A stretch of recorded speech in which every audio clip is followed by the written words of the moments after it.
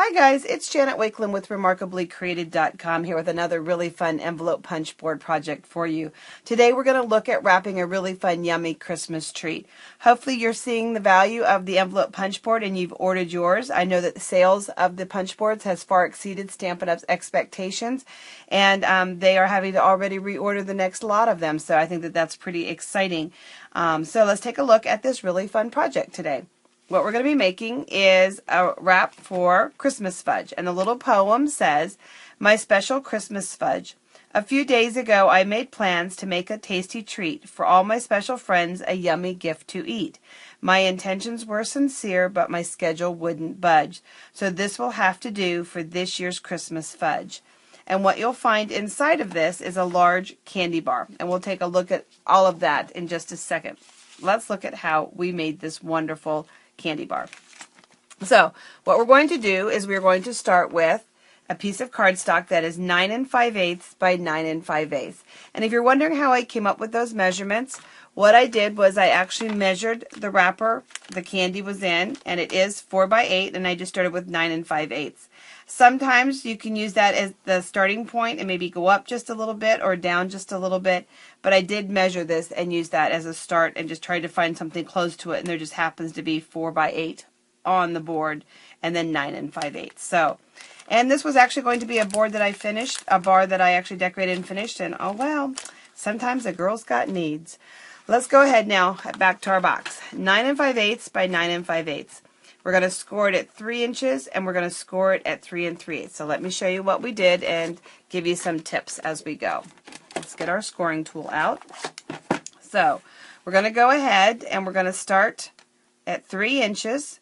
We'll notch it, and this piece of paper hangs off the edge, but you're going to go just as far as you can, and it's okay, just as far as you can kind of drag it, and you will go off the edge a little bit. We're going to go to 3 3/8. We'll notch it, and we'll do the same thing.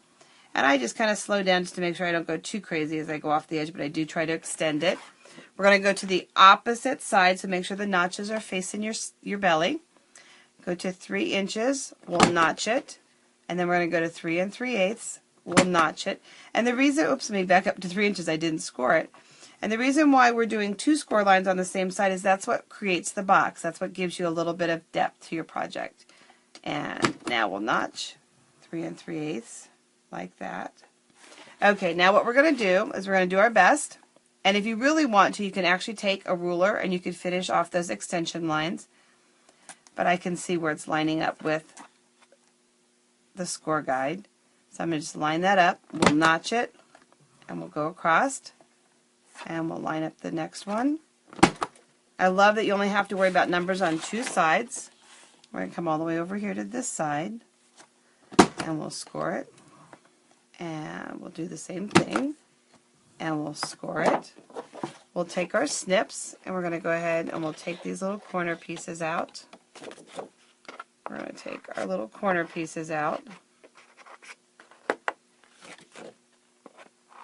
We'll take our little one more little corner piece. And then you're just going to want to work your folds.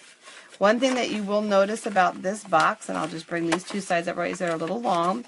And so you're going to want to cut off about 1.5 inches. And I'm just going to freehand it for right now. I did not put the trimmer in front of me, and I'm sure you don't want to see me walk away from the camera.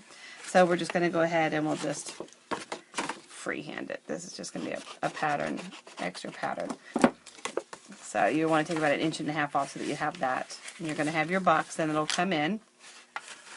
In this case, I like the flaps underneath, and you're just going to put your adhesive on here. And I didn't put any Velcro, and I didn't adhere this down. Instead, on our really fun project here, what I did was I just created a band that could come off. The tag I just slipped in. So a really pretty fun big bow, gift bow die with the Big Shot. And you can just very easily get to the chocolate, which is wonderful. And you can tell my favorite because the milk chocolate one is still intact. I finished the dark chocolate one. But there's your little band. And I use the crumb cake dots, our beautiful baked brown sugar ribbon, natural ribbons. I kind of wanted it to have a chocolate feel to it as well.